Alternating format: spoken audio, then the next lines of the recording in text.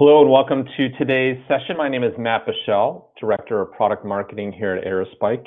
It's my pleasure to serve as moderator for this session. PhonePe, Aerospike at one of India's largest fintech companies. But before I introduce our presenter, I want to mention that the slides are indeed available now for download via that cloud icon on the left. We also want to encourage people to enter their questions into the Q&A box, even in on-demand. And on-demand will be available within an hour after the conclusion of the live session. Any questions that don't get answered in the session will be forwarded on to our presenter. Our presenter, Koushik Ramachandra, is software architect at PhonePe. And just to let folks know, Koushik is presenting to us from Bangalore live local time 1 a.m. So thank you to Koushik for making this a truly global event. A little bit about Koushik. He helped build one of India's largest payment companies from scratch. He has a decade of engineering experience building and scaling internet applications, data center infrastructure platforms, and he's currently working towards setting up an active data center. In the past, he's built supply chain search and discovery, data platforms, web stores ground up, atop a range of technology stacks, and is an active open source contributor. Previously, as a principal engineer at Flipkart, he has his Master's of Technology, Database and Information Systems from the International Institute of Information Technology, Bangalore. And to top it all off in his spare time, he does perform stand-up comedy. So without further ado, Koushik, please take it away. Thank you. Thanks, Matt. Thanks for the introduction. I hope I'm loud and clear. All right, so my name is Koushik. Thanks for tuning in for the talk. I work at PhonePe as a software architect. I've been with PhonePe since its inception. So I'm gonna, over the course of next 40 minutes, try and take you guys to the journey that we've had over the last 4.5 years and how Aerospike helped build one of India's largest payment companies. I guess 2 years ago, Budrin spoke at Aerospike and he led out with the phrase that, you know what, it just works. I guess nothing's changed from then on, it just works. So this is the agenda of the day. I want to take you guys through a bit about PhonePe, what do we do and how do we begin. I'm going to talk to you guys about our evolution and I'm going to talk to you guys about how we use Aerospike and various topologies that we run, various businesses we power and various offerings we have, and the benefits and the learnings from the same. And shamelessly here and there, I've plugged a few asks for myself. So let's get started then. Before everything, a bit of a background story on how far India has come in the last 5 years. If you look at from where we were 2015 to where the country is in 2020, now 1.3 billion people, we have about 1,200 million mobile phone users with 900 million bank account holders and 650 million internet users. About 52% of the total population are on smartphone users now. Circa 2016, India's economy India's banking more than economy sort of revolutionized itself with the introduction of UPI. UPI is this United Payments Interface. It's an instant real-time payment system. It was built by National Payments Corporation of India. It facilitates interbank transactions. Serendipitously, I think in the last 4.5, 5 years, data speeds have also grown. Data speeds have grown massively, and mobile phone incubation, smartphone incubation have sort of changed how you think about digital commerce in the first place. And what did it lead to? It led to a lot of digital players and it led to traditional commerce markets becoming online. Now, if you look at PhonePe per se, we are a business of businesses. We are a super app. We started out in 2016 and it's 4 years since our app launch. And from there, from the place where it started out where you could do recharges and pay your electricity and power bills, we've grown into pretty much every vertical that there is to be in the country. We help you cater to your e-commerce needs. We help you get your recharges and bill payments done. We help you book tickets for films. We let you enjoy at-home services, cleaning, whatever that you'd want for your house maintenance. We let you do government transactions. If you are on a retail store offline, we let you pay bills. We let you make transactions via POS machines. So we're pretty much everywhere. We power a wide gamut of use cases, and we kind of measure ourselves or measure our customers' journey with us on the four axes. I swear to you, this is the only slide that really talks about access and philosophy, and we kind of get right to the usage. We measure ourselves against the four axes. We pride ourselves in bringing together a homogeneous ecosystem which will let you send the money that you want to send to people, spend the money that you want to spend on online needs, manage your money, and help hopefully grow it as well. Right, as you would understand, something as complex as business of businesses, where every business has its own characteristics, and it's not really a standard interaction pattern and standard data point, standard design in this heterogeneous business space. Picking a technology platform, or how do you start out with building a technology platform? So some of the guiding principles that we've established for ourselves before we go there, I kind of wanted to show you the scale that we do. We have about 200 million active users. We do about 80 million, 180 billion in annualized transaction value is the run rate, and we have about 100 million merchants across 400 cities. So, like I was saying, how do you set out defining a technology stack for yourself? So when we did start out, I guess one of the core principles that we had when we started out was to be lean. What do I mean by that? To be lean, we didn't want to overwhelm ourselves with a host of technology platforms or a host of technological choices.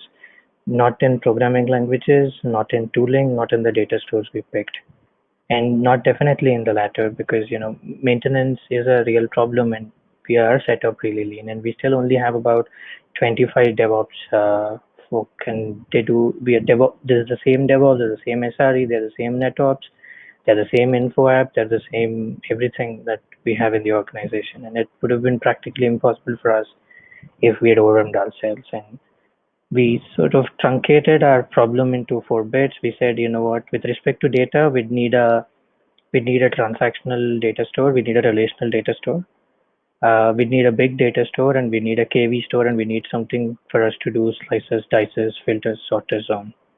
And a few of the other guiding principles, though, was to be able to horizontally scale, to be able to handle huge volumes of traffic, and to have a handle on your resource utilization, the number of cores you use, the memory you use, the amount of footprint that you generate on a data store, and to be shared nothing. I think it's very important for us. Master slaves are great, but master slaves are also a thing of a past, right? And one of the other important things for us was monitoring, and if because we are again set up really lean, and it would have been practically impossible for us to manually go things anyway on the day-to-day basis. And resilience, we were looking for something really resilient. We were looking for something that could have the tolerance to node going down, node coming up, to be able to, and then while not impacting the bigger picture at the same time. XDR, look, I have a really different take on XDR. It's great. Aerospike has XDR, and a few of the other data stores have XDR now. But 2016 when we started up, XDR is heard of, but heard of in research papers more than anything else. And the world was really still in a traditional setup, and XDR has come up as a surprise advantage to us, and we've been able to leverage it really. And you'll see in the course of the presentation as to how we have. And other important thing, capacity planning. We want a handle there. We wanted a handle there. We wanted to be able to sleep at night and sleep peacefully. And these were the guiding principles with which we decided. We still continue to decide what we pick up. Also, I kind of don't want to beat you guys with comparators, and but in over the course of the presentation, I kind of will present the background from where we came from, and then how we sort of modeled ourselves using Aerospike. So this was a beginning. This teeny little M you see at the left-hand side button, the Aerospike, was how we started. It was a small 3-node VM cluster. The idea was for it to power our API gateway. So the API gateway sits at the edge. The traffic is edge traffic. The idea of this was to be able to serve low latency, be low latent and serve 100K, 200K QPS. The offering was called Primer. It is a very simple key value lookup. The goal is it holds on to authorization tokens for users, which are checked on every request that is made to the ecosystem to see if a user has access to use or access a particular resource. And evidently, you'd understand, you cannot afford for it to be anything less than sub-millisecond. And we wanted a simple KV to be able to fit in. See, the memory footprint for this is really the user scale. We have about 200 million users now, and the memory footprint is going to be what it is for 200 million users, and it's going to be largely static, and it'll grow with time the way our user base grows, but we do have a handle on our memory footprint. So we were looking for a small KV, and I come from a different in-memory data store. I wouldn't want to take names and beat you guys up with comparatives, but when you're looking at it, 2016, not many data stores could be a KV, could have disk, and could do the same things that they would do on memory on disk. There's some data stores that would do great by having data in memory, and Aerospike does that bang of job about it. But then we were also looking for something, if at all we had to move to disk, how do we move to disk, and would it give you the similar performance or a semblance of the same performance that it did give, and voila, it does. So from there on, we've grown on to 200K QPS, and we now run 7-node cluster, as you can see, and this is the only database cluster where data is in memory, and every other topology that we have, either they're hybrid or they're completely disk. So this coupled with durable mailbox. What do I mean by durable mailbox? Like I said, we are a business of businesses, and a few external providers are still new to the digital world. By that I mean, the services are still pretty latent in the higher orders of 60 seconds and 70 seconds. It's practically impossible for us to maintain millions of connections end to end for as long as 60 seconds or 70 seconds on edge. So our edge acknowledges those requests, and we let the client poll us. And whenever the request converges on one of the service providers, we get a callback, and we hold that information transiently in Aerospike on which the client, the Android app, polls. So this is our first offering. It's Mailbox and Primer. By the way, if any of you is interested, this is open sourced. Primer is open source. It's on GitHub. You guys can give me a holler. I'll point you to that. And if you're looking to set up a company from scratch, and if you're looking for an API gateway to start from, well, this one you could look after. Works rather well with Aerospike, and I guess we haven't really touched it since the time we've gone live with this. But from there on, where have we gotten to now? We've gotten to we run about 30 plus clusters of varying sizes today. We run heterogeneous profiles. You've seen Primer, which is data in memory. Some are data in disk. Some we run on VMs, some we run on bare metals, and some of those are rotational disks. Some we run on NVMe. We run heterogeneous profiles, and we have billions and billions of data points that we collect. And Aerospike is nearly a one-stop shop for us and for most of these knowledge stores that we build with C. And the worst really we have seen across this is 99.9. The worst really we have seen is 3 milliseconds. So all of it runs XDR enabled. I think one of the important things that I really want to touch upon is, it's not just the speed. I know we live in an era where speed is everything, and it should be rightfully so, but it's really not just about the speed. The complexity of data, the types that you can represent in a data store while being fast. I think that is where you win the battles, and that is where I think Aerospike has won the battles for us. And predictability and consistency of performance. Like I said, I come from part DevOps world. So for me, I think sleeping peacefully in the night is really important, and I think I've had so many nights of peaceful sleep with this. So how do we run it? We are microservices. We run everything as microservices. So our microservice environment, our container environment is Mesos Marathon, while our Aerospike is all bare metals, virtual machines, etc. We don't run any containerized environment, containerized Aerospikes yet, but we run a host of microservices and we provision Aerospike for any service that requests for one. We profile them independently. Not all of them have the same characteristics. Some of them really need only a 3 node cluster with 8 cores and 16 gig of RAM with 50 gig of disk, and they're good with it. Their throughput and latency requirements are not as much as something which would need about a 20 node cluster with 1 TB disk and 5 gig RAMs, where you're doing billions of data points. So we profile them independently and we give them out differently. Like this is one of the things that we've kind of learned to do with Aerospike is, because it works, it just works out of the box. We do give developers a bit of freedom to to envision their use cases the way they want to, and which has kind of helped us build businesses atop it. We will really talk about them as we go along. And uh, wherever though we use SSDs, we really tend to treat them as cheap RAMs, but not pricey disks. And one of the important things that we've gotten though is sizing.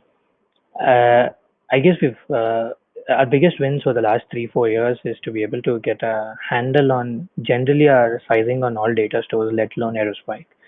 But yes, we size them differently. We profile them independently for all of them. So I'm gonna kind of take you guys through a few topologies.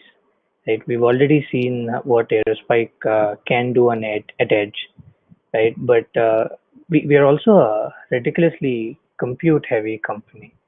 I'll kind of touch upon a few disciplines which kind of will pronounce how important compute is for us.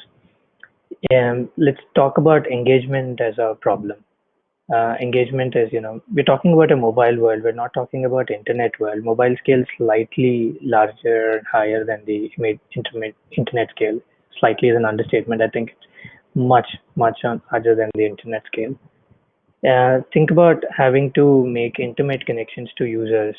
You'll have to, let's say, send a push notification to users or build a personal communication channel to users, and potentially engaging channel, right? It plays a major role in creating a differentiating experience on a mobile application. Figuring out what the user is looking for next, and then intimating that what, you're one click away from there, or figuring out his behavior and then getting back to the user saying, what, why wouldn't you want to try this offering? Uh, and it has to be scalable, it has to be multi-tenant, because you might want to reach out to different platforms, and uh, you need to process billions and billions of data points for that. How do I mean? There's different kinds of traffic shapers. You think about who is visiting your app versus who is transacting on what versus what are the click of people doing, because as you enter into hyperlocal and retail markets, it becomes really important. Location starts to play that much of a role in your day-to-day compute. Every data then starts to get tagged by location, and then imagine the different dimensions of data and imagine trying to cut it and dice it via location.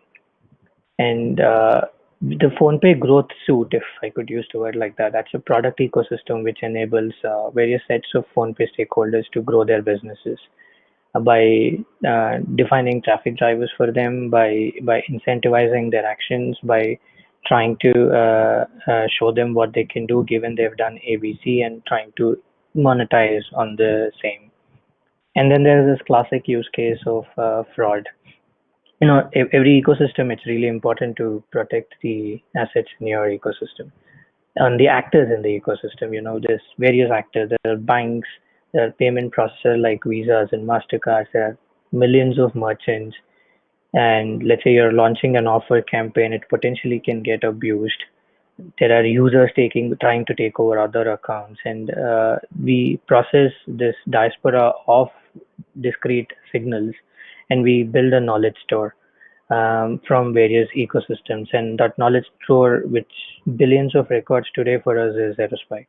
If you want to look the kind of characteristics, right? you know and most importantly, all of these checks happen in line. right? And the workload is really mixed. As you would have imagined, it's not just a read-heavy workload. We do a lot of writes, we do a lot of transformations on the same, and the data objects are complex. It's not just a simple key value lookup anymore. You'll have lists, and we start to maintain aggregates. We start to maintain rolling windows. We don't start to maintain sliding windows because it's not just location and then the dimensions that there are. It's also the time. So we'd have to maintain a timeline of these events, and this is actually higher than our edge scale because every other system in the ecosystem, whenever it intends to go forward with the transaction that it checks. There's an inline check with fraud. There's an inline check with our growth to see, hey, can we incentivize this user? Is the user eligible to go forward or not? Even with that, and we are completely disk-based here, NVMe's, but indexes and memory and data is in disk. Even with this, a 99.9 is actually less than 2 milliseconds. And we do batch reads here. We don't do just one read here. There's a multi-read. There are batch reads in some places. There are multi-reads in some places. By multi-reads, I mean, you kind of fetch data from Aerospike, you do some local compute, and then you start to work with Aerospike again. And this is like our compute scale. And if you sort of go forward from here, it's great that you have this kind of data, but what do you do with this data? That you start to build offerings, and this is one of the offerings we've built to be able to have personalized desktop for users. Or what do I mean by that? So any customization of services or products, if it has to cater to the needs of the individuals, possibly to an extent where an app experience for a middle-aged female in Delhi, it has to be different from an experience from an old guy in Chennai. Now you already have three pivots: age, gender, and location. Or how do you see your app on Independence Day to show a completely new homepage for all users? So you're pivoting on season, or you show a new experience during Christmas for people, and or you show a new experience for Diwali for people in some other place of the country. So you're pivoting on season plus location. No, so the plan initially was for us to provide a layer which was near real-time personalization and templatization capabilities to ably personalize experience of the app on the fly, to create and configure templates, to define functions to be applied while templating, right? And the challenges were we needed to have componentized design, which had to do page renders depending on the configs and their resolutions. And if you look at this home page, right, and you could break this home page into these bits, and you could see how extensively customizable would this be. The widgets are customizable, the bottom trays are customizable, the tags that you see are customizable, the applications you see under tags are customizable. I'm going to kind of quickly run you through the data model that we have for the same. The ones in green there, they represent the personalization pivots, and the ones in blue, they represent the keys with which we save this. Uh, Imagine we've just done this on simple KVs and the maps and lists that Aerospike provided. And the most of these data structures are faceted, data models are faceted. You would see that faceting is on the pivot that we have, and we construct trees, and we save this as a key to a tree relationship, right? And if you think, I'm gonna just kind of try and present a range of the use cases. From there, you start to model. If you look at a traditional pattern like this, where a payment request comes to your ecosystem, you try and complete the payment request, and then you get back to whoever has initiated the call. The tendency is to think about a traditional data store.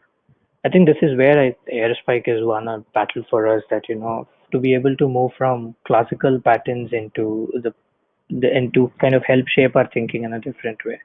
You start to think about a traditional pattern like this. You start to have a classical data model with the transaction IDs, the amounts, the merchant IDs, and whatever you have. And then you start to think about the problems like, what happens if we grow?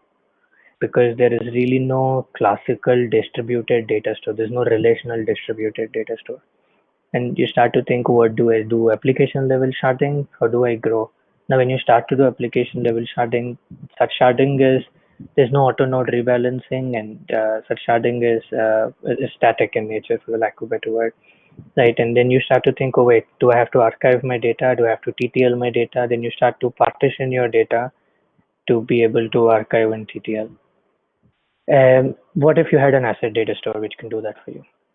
What if you had something which can give you the same thing that a relational database does if you had reimagined your data models a little? That's what we ended up doing. We kind of reimagined the data models into self-contained documents, and the good thing is, the instructions are atomic, and the Aerospike write policies are so extensive that we can achieve idempotency by writing only once. And while there is no get set as an atomic, but we kind of got around a lot of these by bulking out our data model in the beginning, but we landed out in a lot of other problems. Our data sizes started to creep in about 1 MB, and we started to then compress at an application level and started to save. And we soon realized our mistakes and started to facet our data. We started to facet by saying, if you're in a payment gateway, if you're moving from step 1 to step N, you really don't need all the data at the same time.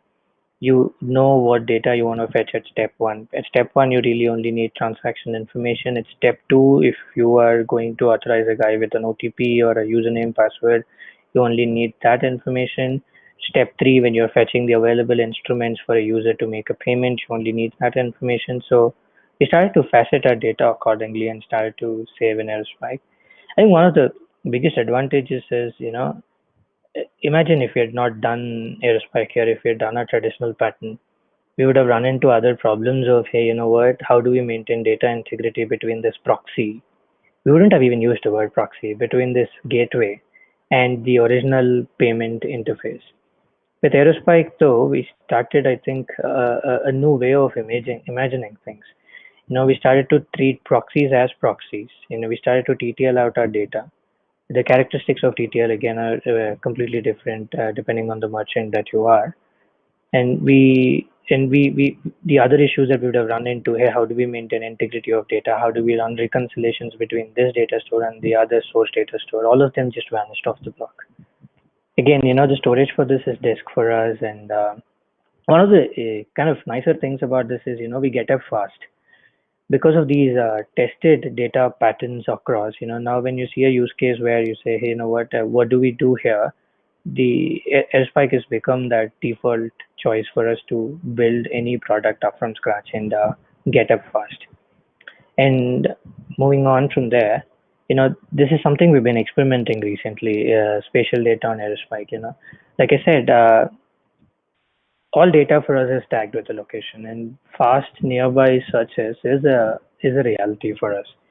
When I'm sitting in a location in Bangalore, I'd want to see, hey, what are the offerings around me that I can go transact with, because we are a commerce company and it's a reality for us.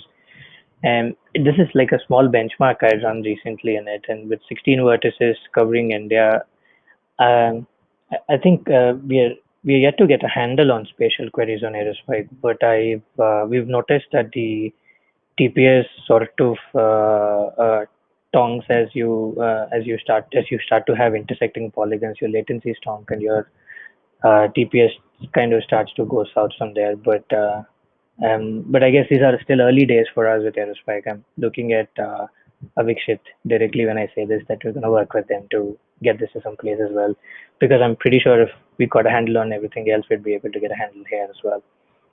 Moving on from there, though, today for us, Aerospike is nearly all things for everybody. Right? We've spoken about primer and mailbox. We've spoken about alternate patterns from moving from MySQL to Aerospike. We've spoken about how risk and fraud and growth are massively reliant on Aerospike today. And there's something called Code Push. It's actually a fun project, by the way. This is also open source. If you're interested, give me a holler. Just to deploy mobile app updates directly to users' devices. See, to allow for an engagement model with a user base without having to rebuild and redistribute your Android binary every time, because every time there's a change in your Android app, you'd have to remarket it, redistribute it, and there's an adoption that takes a lot of time. So the idea is to be able to widgetize, uh, tying back to the entire discussion of personalization and how we templatize things, to be able to widgetize things beforehand and then to be able to dynamically distribute these widgets using a code push. And by the way, the backend for that again is Aerospike for us, and it's used in a couple of other places in other companies as well. It's also open source. Reach out to me. It's a fun project if you want to take a look at it. But again, our monitoring pretty simple. DC aware monitoring. We are AP at the moment. We are looking to get to AA very soon. One-stop shop for us. All clusters and all every cluster has its own. Every node has its own monitoring script that runs pushes to Ryman. We're old school like that. We still have Influx, and Grafana is our monitor visualization front end, and we manage everything using Salt, and been breezy for us. Haven't really run into any issues. And if you are looking for a simple metric connector, check this out. I can share the link again. It's open source. A lot of this tooling is really open sourced. It's either on my GitHub profile or the companies. You should really check them out. Having said that, though, the benefits really off the cuff for us. Like this is my favorite expression also to say new world imagining. I think there is a new world imagining with Aerospike in the picture for us. Capacity planning has been a breeze, been very predictable. That is, I think, always an advantage. Cost, we've been able to really keep costs in check, and as we use extensively hybrid storage models across scales without blinking an eye, and monitoring has been monitoring is sorted for us too. Also, but then again, there are a bunch of issues that we had run into that kind of want to sort go quickly over them. See, I'm really looking forward to 5.0 more than anybody else, and some of these I think as slow as the slowest DC really is irrelevant anymore. Uh, Migrations though for us, the XDR, I think we've leveraged it so well. You know, every time we had to migrate from one cluster to another cluster, XDR has been our de facto. I think this is one weird issue that we had seen. I kind of run you guys through it. You know, as recently as Airpack 4.5, the issue was somewhere in our network stack. I think the data was getting corrupted, and the destination cluster was responding to the source cluster saying, "Hey, 87 TB is the XDR input," and the source cluster crashed. And again, you know, we'd upgraded it to 4.8, and these rogue inputs were ignored from 4.8 on. But we had to investigate what was the corruption at a network level. This is very recent. This is about like 3-4 weeks in. If we do, I'll of course get back. But having said that, I think bidirectional replication is still that bit of a bother. I think we have a strategy to sort of get our head around bidirectional replication. But you know, typically when you think of an active-active setup, you would start to think about, hey, what if I restrict a user and his offerings to one particular DC?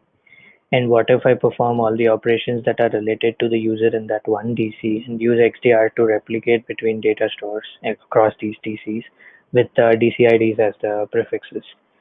It's great, but then again, it really ends up being a hot backup rather than a real active. And applications will have to do a lot of heavy lifting as it stands today, and we're working with what stands today.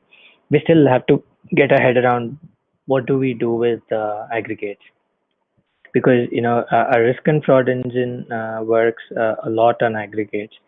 To say, for an example, how many debit card transactions have happened in the last 30 minutes, or how many credit card transactions have happened, or what is the amount that got debited from this account in the last 30 minutes. All of these are aggregates.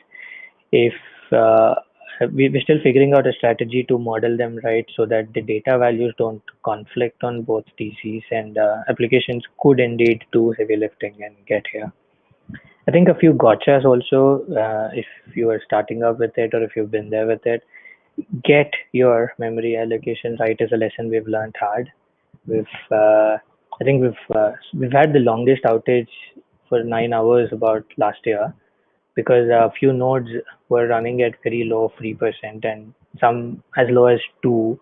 So when we started to restart one of those nodes, we started to experience file system on errors on this node much before even restarting. As we started to restart, there were migrations going on, aggressive with 12 migrate threads and number of maximum incoming at 4, and node started to get killed. Well, of course, no surprises, but it was actually not the migrations that was the issue. The nodes were stuck in the cold start eviction. So there were also other nodes crashing in the cluster, and by the time we'd figured out the nodes that were crashing, we were left with a two-node cluster. And it had taken considerable number of records through migrations due to reduced cluster size and breaching memory high watermark.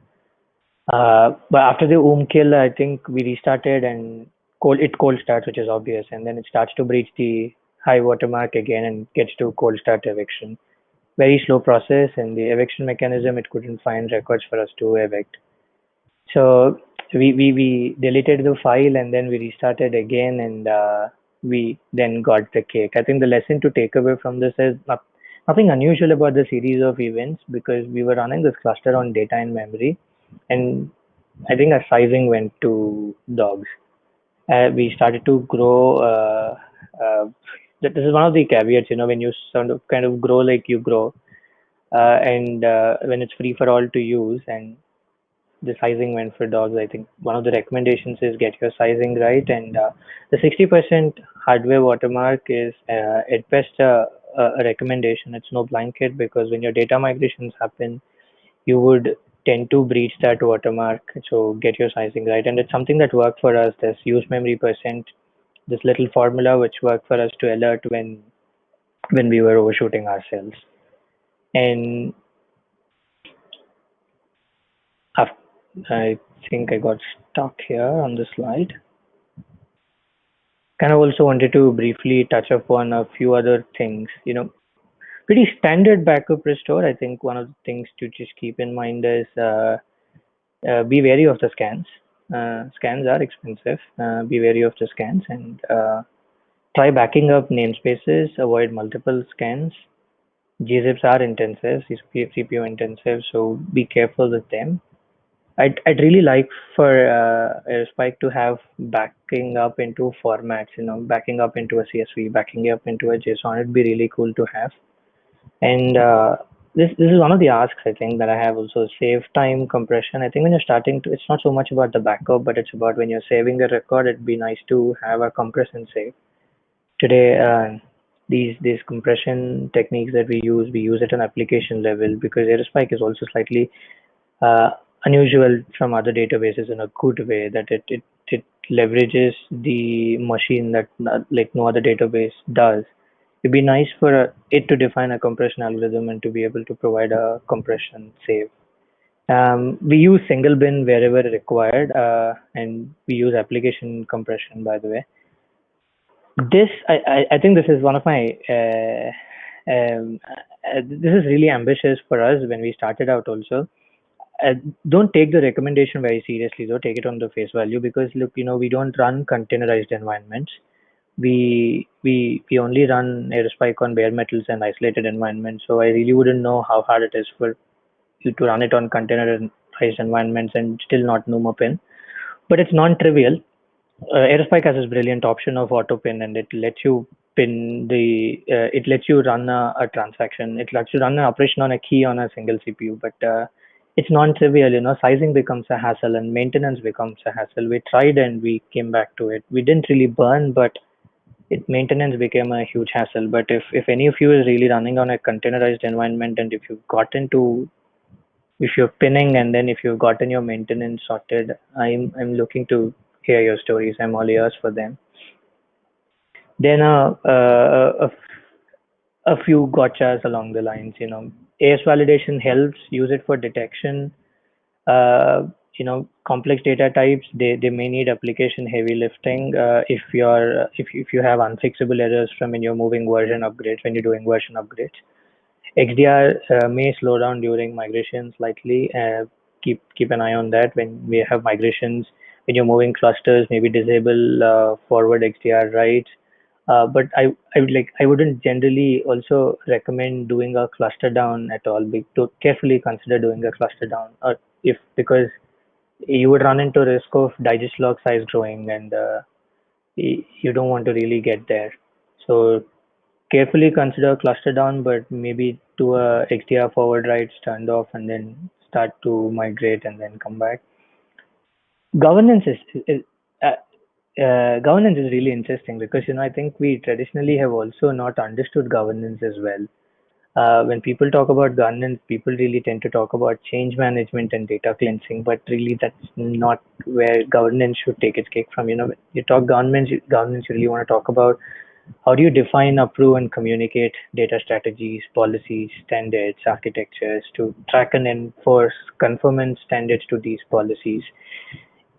Instantly, in a lot of these areas, it comes as a part of it. I just do hope here developers do learn the sensitivity of it, except for creating a namespace today, which is where our DevOps and SRE have a handle. Everything else is really dynamic for developers to do whatever they want to do. I hope there's only so much that you could do there. I'm looking forward to really exploring strong consistency. I haven't yet, and including probabilistic data structures. This is hyperlog presentation the other day was really incredible. I'm looking forward to exploring them. I have a few asks, though it'd be really nice to have quotas imposed on Aerospike, client level quotas. A client can only do so much or access so much. It'd be nice to have client level quotas, and please on OSX, please. I'm really done with Vagrant and VMs. Please an executable binary on OSX. And few other best practices if you'd want to, use Aerospike client for both your sync and async operations. The async client is obsolete today anyway if you're using Java. Use the event loop. Event loop is pretty cool. The asynchronous methods, they contain an event loop argument. You can specify which event loop thread should process the command. Multiple commands specifying the same event loop, they can be assumed to be single threaded, and slower atomic operations are no longer necessary. Try and use it. Use the logging facility, uh, and you use client policies extensively. By the way, right? Explore them if you haven't already, and don't use the if you're using Java client specifically, don't use the value or the bin constructor. It uses the slowest form of serialization instance of.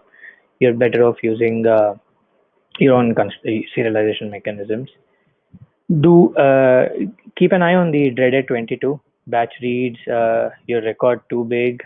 Make sure you have a handle on them. And to summarize, I guess it just works. Still continues to work. I think taking off from where Burzin left off 2 years ago. Still works. Happy people. Really excellent support. I think we've been not support seen like no, but nowhere else. For us, we work with really smaller teams. Like I said, our team's footprint is also really small, and thanks to it, we still don't have any maintenance headache. Predictability of performance, and we cater to, like you've seen, but not limited to just the cases I mentioned. We cater to heterogeneous business use cases, and it scales without hassle to millions. So, been happy sleeping peacefully at night for 4 years now. Thank you very much. Open for any questions that you might want to ask. If you were looking for the open source projects, give me a holler. I'll point you to the GitHub URLs for the same. Thank you. Great. Well, that was a fantastic presentation. Super thorough. It really felt like you were adopting, many of the most recent Aerospike updates. So we'll have time for just a couple of questions here. And again, I know they'll be routed after, so people, if we don't get to them, that's not a problem. It seemed like you were a big advocate, Koushik, of CDTs. You talked about lists and rolling windows and timelines. It sounds like, is that really like a time series? Are you using Aerospike in a time series fashion? I was a little bit unclear on that. Mm-hmm. So we customized the Aerospike data structure to work like a pseudo time series. So instead of calling it time series, I think it's really time blanketed. We use rolling windows. The data structures we create are with facets. For example, if we were to create a rolling window of 5 minutes, we facet our key to include that timestamp onto the key, and we start to use it as a flat key. So we model time series data using Aerospike data structures. Makes sense. Makes sense. You talked a lot about XDR. I personally hope you're able to adopt all the fantastic updates in 5.0 there. Could you tell us about your XDR volumes? They vary. I think today we run about the largest cluster. The Aerospike largest cluster we run is about 2 TB today, right? But the clusters vary, the sizes vary, the profiles vary. Some of these clusters are as small as 50 gig and 40 gig memory footprint. The medium-sized clusters range about 400 to 500 gig of a footprint per cluster. So we haven't really seen XDR time lags except for when migrations were kicking in, but volumes were those 400, 500 gigs as data sizes. And it's also, I think, the proximity of data centers, that we have data centers located about a few hundred miles apart. So the lags are understandable, but yeah, if that answered the question. 400, 500 gigs and largest is 2 TB in footprint. Yeah, no. Next question, it brings to mind, are you using delay fill migration if that applies? But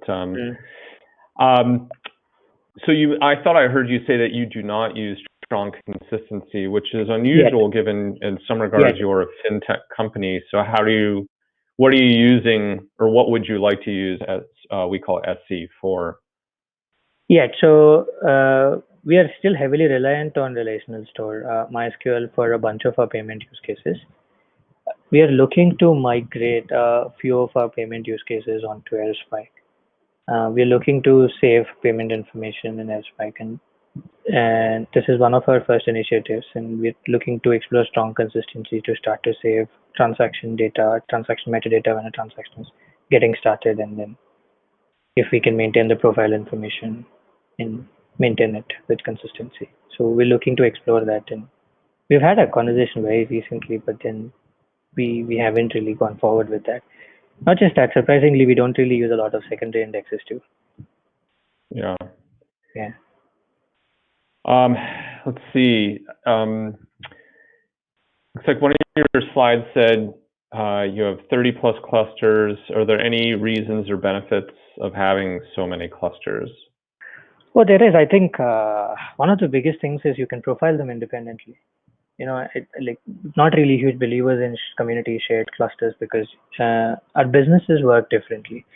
For example, we do about 2 million recharges and about 1 million bill payments, as opposed to about a few thousands of transactions on an online merchant, and it's practically impossible for us to hold both of those characteristics in a single cluster. The rides are different, the reads are different, the scale is different, the footprints are different, and the seriousness of the cluster. I mean, the seriousness of usage is also different. For example, some clusters are tolerant to higher latencies. It's okay to run on a rotational disk on some of these clusters, and some of them are not really tolerant. SSD, NVMe SSDs are required. So there is a massive benefit. There is a massive benefit in cost, but I think it comes with that. You could only run that when you have operations sorted, and with Aerospike we do have operations sorted. So there is a massive benefit in cost if you profile your businesses correctly, if you profile your usages correctly. Isolation always helps, and one going down won't bring the other business down. Got it. All right. We do have a number of questions, but given that we're about 10 minutes over, I will apologize to those. Koushik, I'll make sure they get routed to you. They should be routed to you. I will tell people continue to enter your questions. Happy to the to. Q&A, they will get routed to Koushik directly. Again, thank you for giving us a complete window into the operations. Really, really detailed. Really appreciate it. Given that it's, I don't even know, 2:30, what time, almost 2 a.m. your time. So a true night owl, and much appreciated. Thank you everyone for, again, attending, the excellent questions, and do look forward to attending the final keynote. So thank you, Koushik. Thanks, guys. Thank And you, thank Matt. you, Thanks everyone. for coordinating, and have a good weekend, all of you. And if anybody is interested in any of the tooling, give me a holler. I'll share you the links.